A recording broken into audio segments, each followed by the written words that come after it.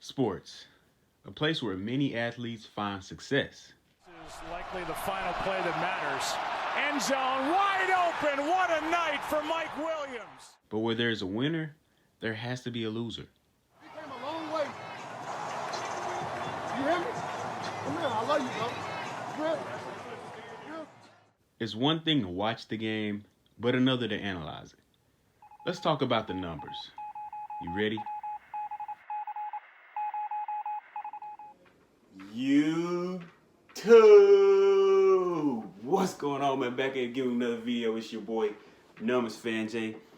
And today, we are getting into the playoffs. This is the best time of year for me, for any NFL fans, for the players, for the coaches.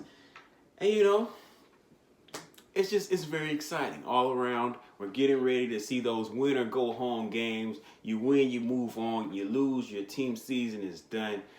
It's nothing more exciting than NFL football. So before we get into the analysis for these games and get into my picks, who I like to win on Wild Card Weekend, please don't forget to subscribe. Hit that notification bell. Leave a comment for your boy.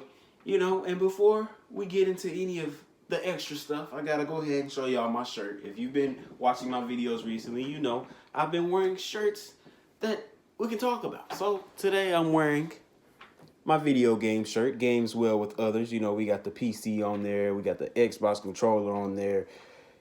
What is your favorite gaming console? What's your favorite video game of all time? It could be, you know, the current generation of video games. It could be, oh, maybe you like Nintendo 64. Maybe you like, you know, PSP. Maybe you like Wii U. Whatever you like, tell me about it in the comments. I love video games. I love talking about video games. So please pause the video right here. Tell me about a game. It could be Pac-Man. It could be an arcade game, Mortal Kombat. Let me know. Pause it right here. Take some time to tell me about your favorite video game. All right, now that we got that out the way, of course we got to get into the content of this video.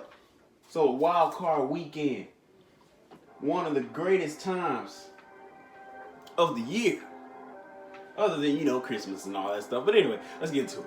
So, starting off Saturday, we have 3 games Saturday, 3 games Sunday. We're going to remind y'all that last year I went 5-6 in the playoffs, picking my games. I went 5-5 up into the Super Bowl, which I got the Super Bowl pick wrong.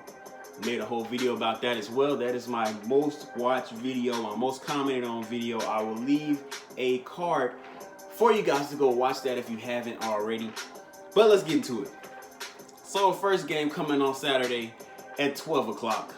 Number 7 seeded Colts at the number 2 seeded Buffalo Bills. This is the Bills' first home playoff game since 1996.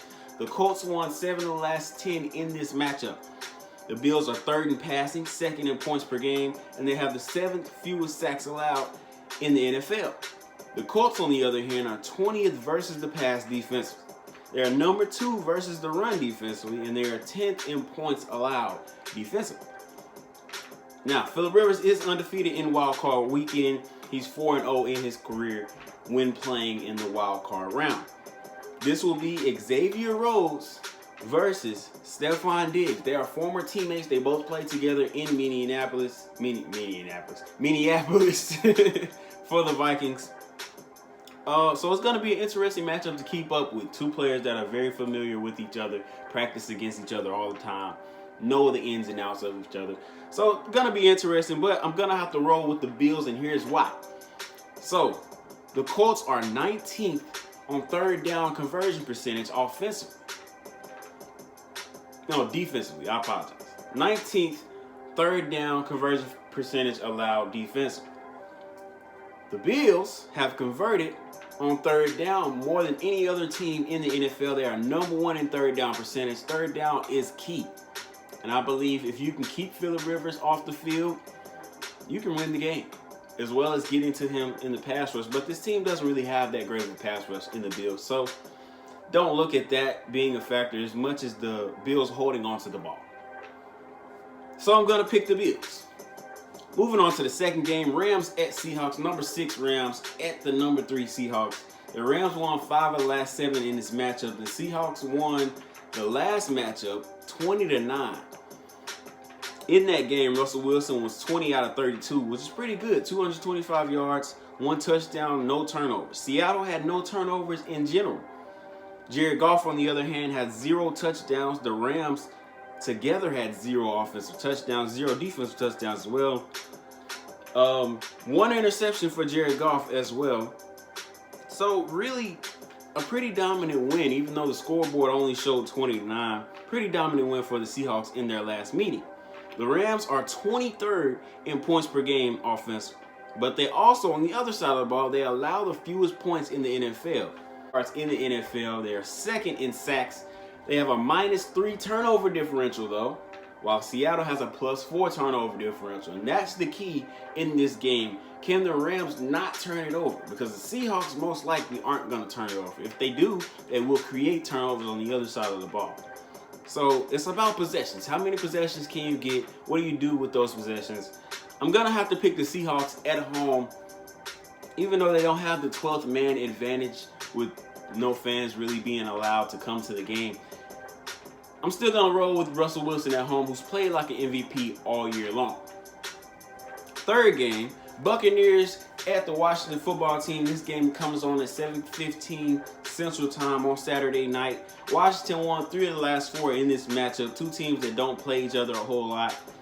Washington has a -4 turnover differential, while Tampa Bay has a +8 turnover differential. Tampa Bay is 3rd in points per game, going against Washington's 4th defense in points allowed. On the other side of that, Tampa Bay is 8th in points allowed versus the 25th scoring offense in the Washington football team. Logan Thomas is their only true threat. I think Alex Smith is going to be great to see him in the postseason again, but he doesn't have enough weapons to be able to keep up with Tom Brady, Mike Evans, Gronkowski, Godwin, Antonio Brown. It's names all over the place. I think the Buccaneers win this game by 10 points at least. This in here. People don't take into account that the Buccaneers defense really can make plays in order to flip the field for themselves offensively, so they don't have to move the ball, 70, 80 yards against this Washington football team defense. So they can score on defense. We've seen them play very well against the Packers offense early in the year. I know that was really early in the year, but still, it just shows that defense can create big plays and switch momentum over to the Tampa Bay offense, even if the offense doesn't even have to come out, because the Tampa Bay defense has scored those 6 points. So just want to add that in there real quick. Before Tennessee Titans. On to the Sunday game. Sunday starting at 12 o'clock. Number 5 Ravens will be going into Tennessee to face the number 4 Tennessee Titans. The road team has won all playoff games in this matchup. This is the best 2 rushing teams in the NFL facing off. So the Ravens being number 1 rushing offense and the Titans being number 2, with, of course, the repeating 2,000-yard rusher in Derrick Henry, who just can't be tackled. The Ravens are 7th in points per game, going against the 24th defense in points allowed. The Titans are 4th in points per game versus the 2nd defense in points allowed. So there's an advantage on the Ravens offensive side of the ball, whereas the Titans offensive side of the ball might have a little bit of trouble moving against this Ravens defense. Now, this is the best rushing offense in the Ravens versus the 19th rushing defense. So I think that is very, very key. If you're going to beat the Ravens, of course, you're going to have to make them pass eventually. And I think that the Ravens won't have to pass before the Titans have to pass, because the Ravens play much better against them. Now, tackling Derrick Henry is in its own category. It's going to take 2 and 3, 4 people to bring him down, but you got to get to him. And the Ravens know that. I think the Ravens will be able to pull out a win on the road. I'm rolling with the Ravens. Second game on Sunday, Bears at Saints. Saints won last 6 in this matchup. Saints won 26-23 in overtime this season. So even this year, the Saints still have an advantage. In that game, Alvin Kamara had 67 rushing yards, 96 receiving yards, And it just comes down to Chicago's offense, man. It's plain and simple. Chicago's offense, 23rd in points per game, 22nd in passing, 25th in rushing, and 31st on third down conversion percentage. I'm going to have to roll with the Saints, just purely based off the inefficiency of the Chicago offense. Final game of Wild Card Weekend, Sunday night, 7:15. Number 6 Cleveland Browns have made the playoffs, and they're going to travel to the Pittsburgh Steelers. Oh, Lord. The Browns in this matchup, 2-9-1 in the last 12 games versus the Steelers. They were destroyed in the first game against the Steelers, 38-7 this season. But they did win the season finale, 24-22. But that was against backups. Ben Roethlisberger did not even play in that game. So keep that in mind when you're bringing that up in your arguments, your conversations with your friends about, Browns and Steelers. Just remember, when it did matter to the Steelers, they destroyed the Browns pretty convincingly. The Browns are 24th in passing offense versus the number 3 pass defense in the league. So that's a huge advantage for the Steelers when the Browns have to throw. Browns are 3rd in rushing versus the Steelers' 11th rush defense. So the Steelers' defense isn't great against the run, but it definitely isn't bad against the run. They can stop the run when needed.